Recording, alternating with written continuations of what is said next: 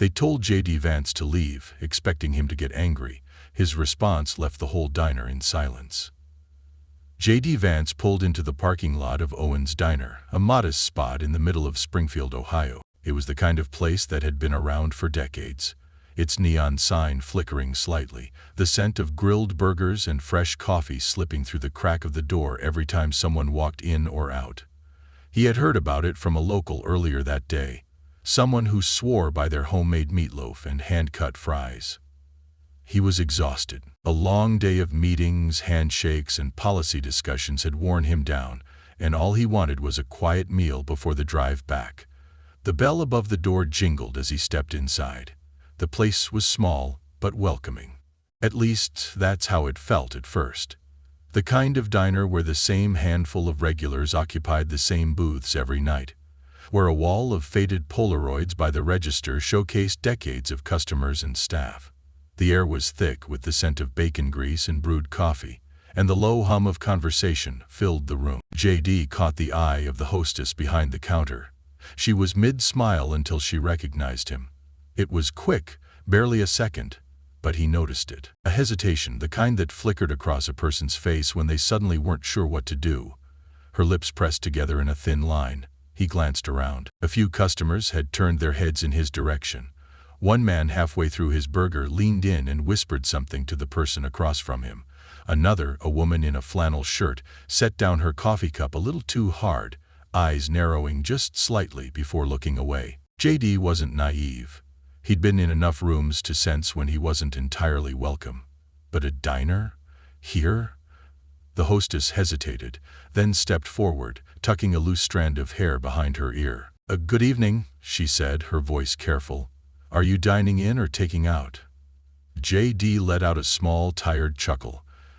"Dining in, if that's all right." Another pause, too long for a simple question. "Actually," she glanced over her shoulder toward the kitchen, then back at him. "I need to check something real quick, just one moment." She disappeared through the swinging door, and JD was left standing there. A few more heads turned his way.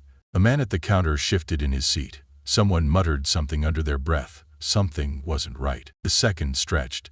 From behind the kitchen doors, muffled voices rose and fell, too indistinct to make out. JD exhaled slowly, rolling his shoulders back. He wasn't going to make a scene. He wasn't going to assume anything either. Maybe there was a policy. Maybe they were short-staffed. Maybe... The hostess returned. This time, she didn't look uncertain. She looked decided. "I'm sorry, sir," she said, her voice firmer now. "We can't serve you tonight." But the way she said it, the way the whole room seemed to tighten around her words, made it clear. This wasn't about business. This was personal. For a brief moment, JD Vance said nothing. The words just sat there between them, thick and heavy, like the kind of statement that didn't need an explanation. The diner had gone quiet. Not silent, but quiet enough. The sizzle of the grill in the back still crackled, a fork scraped against a plate somewhere, but the usual hum of conversation had dulled. People were watching, waiting. JD studied the hostess's face. She wasn't hostile, just firm, like she'd made up her mind, or maybe someone else had made it up for her. His eyes flicked past her toward the kitchen window. A pair of cooks stood just beyond the counter, half hidden behind a heat lamp stacked with plates, their expressions unreadable. He cleared his throat. "I'm sorry, did I do something wrong?" The hostess didn't fidget this time. "It's just, we'd rather not serve you tonight. No policy, no we're closing soon, just that." JD let his hands settle on his hips, exhaling through his nose. He'd been in his fair share of uncomfortable situations, from political debates to interviews designed to trip him up. But there was something different about being turned away from a place as simple as a roadside diner. A cough broke the moment. JD turned slightly, catching the gaze of an older man sitting near the counter. The guy looked like he'd been coming here for years. His blue work jacket frayed at the cuffs, hands weathered from a lifetime of labor. He shook his head, more to himself than anyone else, before stabbing at the last of his eggs. A few booths over, a woman shifted in her seat, her expression unreadable. Across from her, a younger man, probably in his 30s, leaned back with his arms crossed, like he was enjoying the show. JD took it all in. The eyes that looked away the second they met his, the ones that lingered too long, the ones that held something sharper, something closer to satisfaction. He could feel the weight of the moment pressing on him. He had options. He could walk out, shake his head, let it go. He could demand an explanation, call them out, ask if they had any idea what this would look like in the morning news cycle. He could challenge them outright, see if they'd stick to their decision when they realized they were refusing a U.S. senator. Instead, he did none of those things. "All right," he said, nodding slowly. His voice was even, measured. "Can I speak with the manager?" That caught a few people off guard. The hostess hesitated again, glancing toward the kitchen as if asking for silent permission. The older man at the counter muttered something under his breath. Someone near the window let out a short laugh, like they couldn't believe he was actually going through with this. JD just stood there waiting. The hostess disappeared again, this time through a different door. A few more beats of silence, a sip of coffee, a plate being slid across the counter. Then the door swung open, and a man in his early 50s stepped out, broad-shouldered, thick arms crossed over a grease-stained apron. His name tag read, Don. Don didn't ask JD what he wanted. He just looked him over once, then said, "I hear you got a question." But the way he said it wasn't welcoming. It wasn't even polite. It was a challenge. JD Vance met Don's stare, steady and unreadable. He wasn't here to argue. He wasn't here to throw his weight around. But he also wasn't about to just walk out without understanding why. "Yeah," JD said, "I'd like to know why you won't serve me." Don exhaled sharply through his nose, like he'd been expecting the question but still wasn't in the mood to answer. He wiped his hands on his apron, glancing toward the handful of customers still watching the exchange. Some pretended not to listen. Others didn't bother hiding their curiosity. "Look," Don said, shifting his weight. "This ain't personal." JD raised an eyebrow. "Seems pretty personal." Don's jaw tightened. He rubbed the back of his neck, then finally sighed. "People around here got their opinions. About you. About the things you stand for. I got a business to run, and I don't want trouble." JD nodded slowly, letting the words sink in. "And me, sitting down for a meal, is trouble?" Don didn't answer right away. He glanced toward the counter where the old man in the work jacket had gone back to his eggs, chewing a little slower now. A few booths away, the younger guy still had his arms crossed, watching like this was the best entertainment he'd had all week. JD had seen this before. Not exactly like this, but close enough. It wasn't about a single decision. It was about what it meant, how it would look, how people would react. It was about the ripple effect. The pressure from all sides. The silent expectations that could push a person into making choices they weren't sure about. He glanced back at Don. "Be honest with me. Do you agree with this? Or is this just about keeping the peace?" Don hesitated. His fingers curled slightly against his apron, and for the time JD saw something that almost looked like discomfort. Like maybe Don wasn't as sure about this as he wanted to seem. But before the man could answer, the younger guy in the booth let out a sharp laugh. "Oh, come on," he said, shaking his head. "This ain't that deep. You're just not welcome here, simple as that." JD turned toward him, studying him for a moment. He looked like the kind of guy who enjoyed a good fight.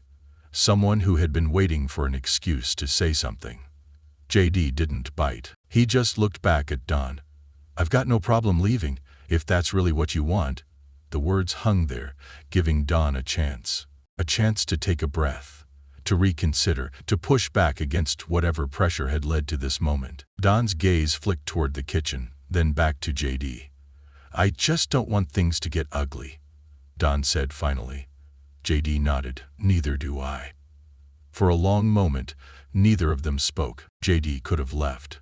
He could have shaken his head, walked out, and never looked back. He could have made a call, turned this into a headline, let the internet do what it does best. But instead he did something no one expected. He pulled out a chair, sat down, and said, "Then let's talk." The room tensed. JD didn't slam the chair down. He didn't puff up his chest or raise his voice. He simply sat, resting his hands on the table, like he had all the time in the world.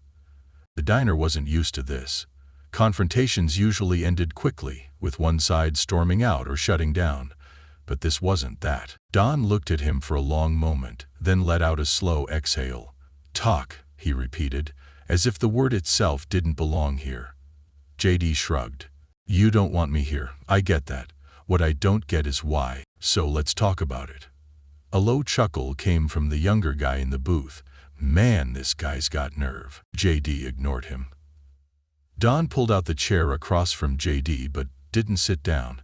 Instead, he leaned on it, arms resting against the back. His apron was still dusted with flour, the kind that had probably been there since the morning shift. "I run a business," Don said finally. "I don't pick fights. I don't want headlines. But I got a community to think about, Jay." JD nodded. "All right, so tell me, what does this community think about me?" Don looked over his shoulder, almost like he was waiting for someone else to answer that question. The waitress by the counter shifted uncomfortably. The man in the work jacket kept his eyes down, but his fork hadn't moved in a while. Then Don looked back. "People here don't like politicians. Don't trust them. And some of the things you've said, some of the things you've stood for, it doesn't sit right with folks." JD leaned back slightly. "Fair enough. But you don't know me, do you?" Don hesitated. "Not personally, no." "Then tell me." JD continued. "If I was just some guy walking in here, not someone you've seen on TV, would we even be having this conversation?" Silence. JD let the quiet stretch, watching Don's expression shift just slightly. Not a full change, but something had cracked, even if it was small. But then, from the back of the room, the younger guy scoffed. "This isn't about TV, man. It's about people knowing who you really are." JD turned toward him. "And who am I?" The guy grinned, finally getting the attention he'd been craving. "You're the guy who acts like he understands regular people, but you play politics like everyone else." JD nodded slowly, considering that. "All right," he said. "Then tell me, what do you think I should have done differently?" The guy blinked. That wasn't the response he was expecting. "You want me gone?" JD continued. "Fine. But you've got the floor. Say what you need to say." The diner was dead silent now. Even the kitchen had gone still. No plates clinking, no orders being called out. Don sighed, rubbing the back of his neck. "This ain't what I expected tonight." JD cracked a small, tired smile. "Me neither. But for the first time, the tension wasn't just about division. It was about something else, something closer to understanding. The diner wasn't just quiet now. It was watching. Even those who had pretended not to care were listening, sneaking glances over their plates. JD sat there, patient. The younger guy, still leaning back in his booth, looked like he wanted to say something, but for the first time hesitation crossed his face. Maybe because he realized JD wasn't arguing, he wasn't defending himself, he was just waiting. Don, still gripping the chair in front of him, finally let out a breath. "You want to know what people think?" He shook his head. "They think you're full of it." JD didn't react, just tilted his head slightly, like he was considering the words. "They think you talk about working-class folks, but you still play the game, that you make promises like every other guy in a suit, but when it comes down to it, nothing changes." Don exhaled through his nose. "And they don't forget." JD nodded slowly. "I get that." The younger guy let out a scoff. "That's all you're gonna say?" JD turned toward him. "What else do you want me to say?" The guy straightened in his seat. "I don't know, man. You're supposed to argue, defend yourself, say something." JD rested his forearms on the table. "You already made up your mind about me before I walked through that door. You wanted me to get mad. Wanted me to fight back so you could feel justified." The guy's mouth opened slightly, but nothing came out. JD continued, his voice steady. "But what if I told you I know exactly what that frustration feels like?" He looked back at Don. "You said nothing changes. I know that feeling. I grew up in it. I watched people around me get left behind. Hell, I felt left behind. And yeah, I went to school, did things people never expected me to do, but that doesn't mean I forgot." Don's fingers tapped against the chair. His expression was unreadable, but he didn't look dismissive, he looked thoughtful.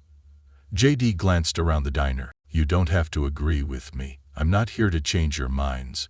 But I walked in here as a customer, not a politician. Just a guy looking for a meal. A pause. Then from the counter the old man in the work jacket muttered, "Damn shame when a man can't even get a burger." The tension cracked just slightly. A few people smirked. Even Don let out a small chuckle, shaking his head. JD turned back to him. So what now? Don exhaled, running a hand over his face. He looked toward the kitchen where the cooks were still watching, then back at JD. "I'll tell you what," Don finally said. "You sit here and finish this conversation, and if by the end of it, I don't think you're just another guy talking a good game, maybe, just maybe, I'll have my waitress bring you a menu."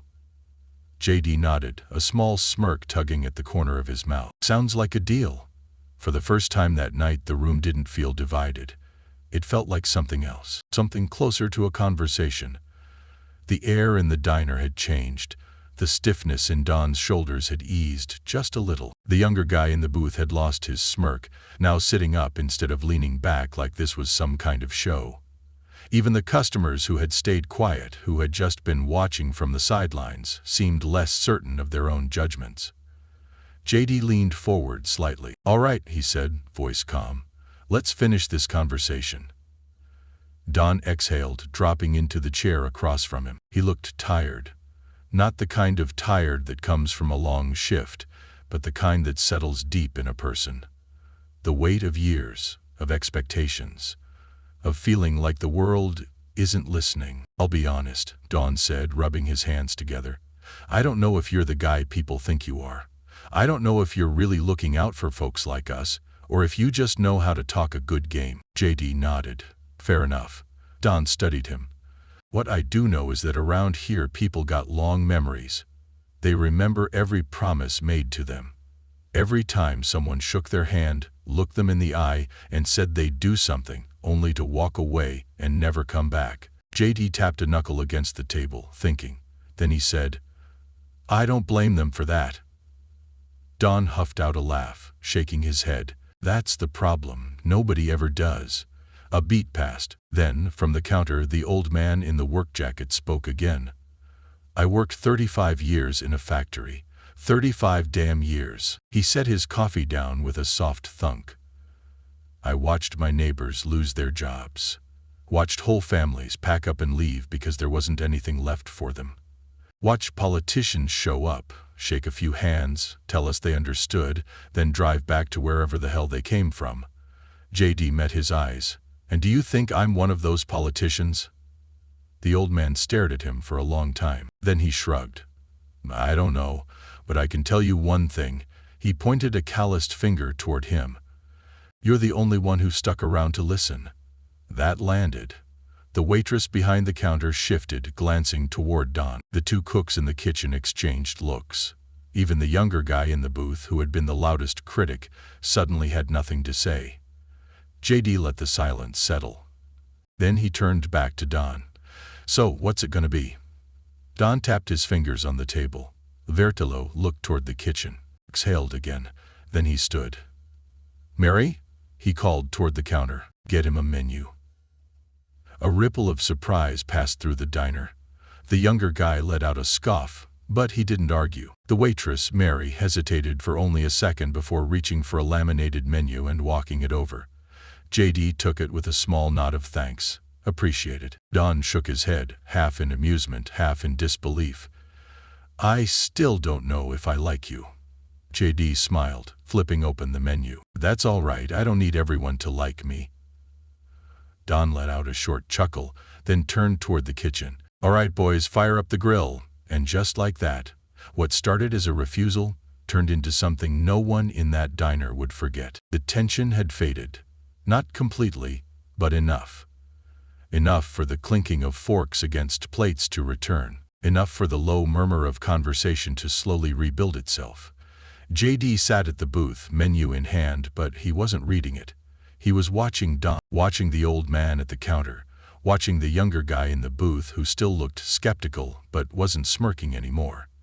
Mary, the waitress, poured him a cup of coffee without a word. He nodded in thanks.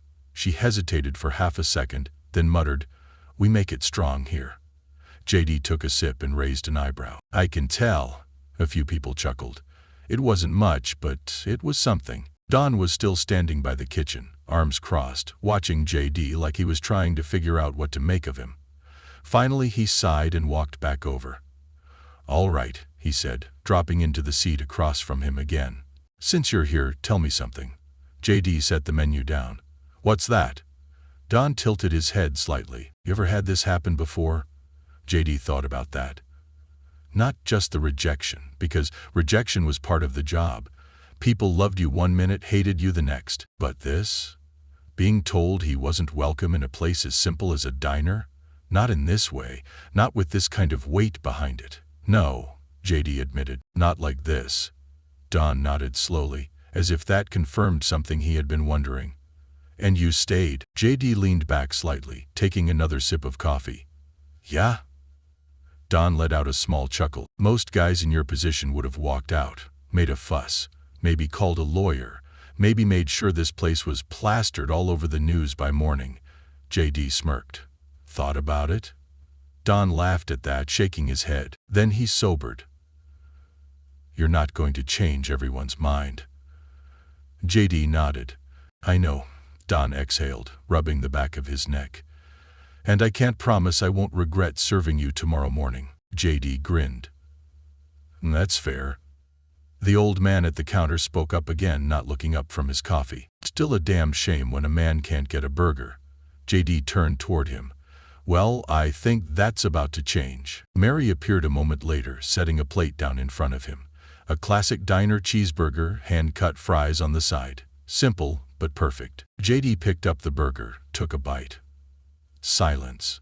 Then, with a straight face, he said, "Little dry." For half a second, the diner was dead still. Then Don barked out a laugh, the first genuine one of the night. A few others chuckled, and Mary shook her head. JD set the burger down, wiping his hands on a napkin. "Kidding, it's good." Don just shook his head, still smirking. "You're a piece of work." JD nodded. "I've been told." The younger guy in the booth didn't say anything, but there was something different in his expression now. He wasn't sold, not completely. But he wasn't dismissing JD outright anymore either. As JD finished his meal, the diner started feeling like a diner again. Conversations picked up, plates clattered, coffee refills were poured. People still had their opinions, they still had their doubts, but for one night, in one small town, a different kind of conversation had happened. And maybe that was enough. Because in a time when everyone is ready to shout, sometimes the real power is in staying, listening, and proving, if only for a moment, that not everything has to be a fight. If you made it this far, I've got one question for you. Have you ever been in a situation where you had to choose between walking away and staying to listen? Drop your thoughts in the comments. I'd love to hear what you think. And if you found this story worth your time, don't forget to like, subscribe, and hit that notification bell. There's always another story to tell, and I'll be here to share it with you. Until next time.